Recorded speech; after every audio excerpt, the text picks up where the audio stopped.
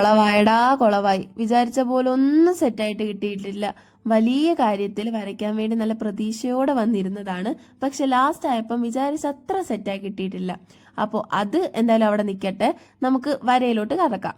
അപ്പോൾ ഫസ്റ്റ് തന്നെ ഞാൻ ബോർഡറൊക്കെ വരച്ച് നല്ല സെറ്റാക്കി എടുത്തിട്ടുണ്ട്. അതിനുശേഷം നമുക്ക് കുറച്ച് സ്ക്വയേഴ്സ് ആണ് വേണ്ടത്. അത് ഇതുപോലെ വരച്ചെടുത്തിട്ടുണ്ട്. അപ്പോൾ നമ്മൾ ഇന്ന് ചെയ്യാൻ പോകുന്നത് എന്താന്ന് പറഞ്ഞില്ലല്ലോ. ഇന്ന് നമ്മൾ സെന്താങ്കിൾ ആർട്ടാണ് ചെയ്യാൻ പോകുന്നത്. അപ്പോൾ നമ്മൾ ഓൾറെഡി ഒരു പാറ്റേൺ ചെയ്തിട്ടുണ്ട്. ഇത് നമ്മുടെ സെക്കൻഡ് പാറ്റേൺ ആണ്. അപ്പോൾ സ്ക്വയേഴ്സ് ഒക്കെ സെറ്റ് ആക്കി എടുത്തിട്ട് ഇതുപോലൊരു പാറ്റേൺ വരച്ചെടുക്കണം. അതായത് ഒന്ന് മണ്ടയ്ക്കോട്ടാണെങ്കിൽ ഒന്ന് താഴോട്ടെന്നുള്ള രീതി വേണം വരച്ചെടുക്കാൻ. ആൻഡ് കുറച്ച് ഭാഗം പ്ലെയിൻ ആയിട്ട് വേണം.